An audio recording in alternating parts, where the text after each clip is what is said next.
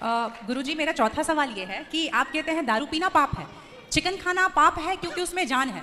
दारू में ऐसी कौन सी चीज मिली होती है कि उसको पीने से पाप हो जाता है? अगर आप पी के कुछ गलत कर रहे हैं तो फिर गलत है लॉजिकली, तो फिर पाप क्यों? और अगर दारू में नशा चुकी होता है, अगर वो पाप है, तो फिर तो पुड़िया खाना, सिगरेट पीना, सारी चीजें पाप में आ जाएंगी। पाप अलग विषय है, अभी मैं समझा देता हूँ आपको।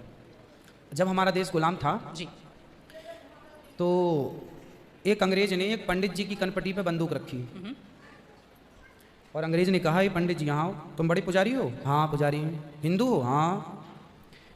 आज मैं तुम्हें गोली मारूंगा। पंडित जी बोले, क्यों मारोगे? बोले, आज 4 चीज़ें तुम्हारे सामने हैं। अंग्रेज ने 4 चीज़ें पंडित जी के सामने रखी। पहले, पराई स्त्री ला के रख दी, तुझे आज इसके संग रहना है। दूसरा, मांस रख दिया, आज तुझे मांस खाना है। और तीसरा, ढेर सारा सोना रख दिया। इतना सोना तो रोज भीख मांगता है ना, ले जा सोना। और चौथी, दारू रख दी, शराब। इन चारों में एक चीज तुझे लेनी पड़ेगी, नहीं लेगा तो गोली मारूंगा। बोल, क्या लेता है? पंडित जी बोले, पराई औरत तो मैं नहीं देख सकता, मार दो गोली मुझे, पर मैं पराई स्त्री के, मेरी माँ बहन, मेरे संस्कार ऐसे हैं कि ये मेरी माँ बहन और बेटी है, ये मैं मर जाऊंगा पर चरित्र में दाग नहीं लगने दूंगा, तो ये स्त्री तो मैं नहीं ले सकता। अब मांस भी मेरे धर्म के खिलाफ है, आप गोली मार दो, मैं ब्राह्मण हूँ, मैं मर जाऊंगा पर ये धर्म नहीं छोड़ूंगा।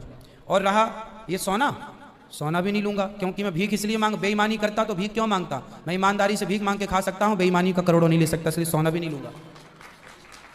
हाँ, पंडित जी को लगा ये तो पानी है, दारू शराब। अच्छा, उनको दारू पानी लगा। ये तो पानी है। पंडित जी को बेचारों को पता नहीं था कि दारू का क्या मजा है। अब उनको लगा ये पानी है, पिएंगे निकल जाएगी। पानी समझ के पंडित जी ने बोला कि चलो, गोली कनपट्टी में बंदूक रखा है, चलो पी लेते हैं, अभी निकल जाएगी शाम तक। पंडित जी ने दारू पी, और जब दारू पी ली तो दारू जब पी तो नशा चढ़ा। और जब नशा शराब का जब नशा चढ़ता है तो इंसान नहीं रह जाता। जैसे स्त्रियों को, जिसको ऑपरेशन होता है ना, तो रीढ़ की हड्डी में डॉक्टर एक इंजेक्शन लगाते हैं जिससे शून्य हो जाती है। वो अंग क्या हो जाता है? कोई भी ऑपरेशन में डॉक्टर आपको शून्य कर देता है। उसी तरह शराब आपके मस्तिष्क को, आपके सोचने विचारने की क्षमता को शून्य कर देती है, माइंड को शून्य कर देती है।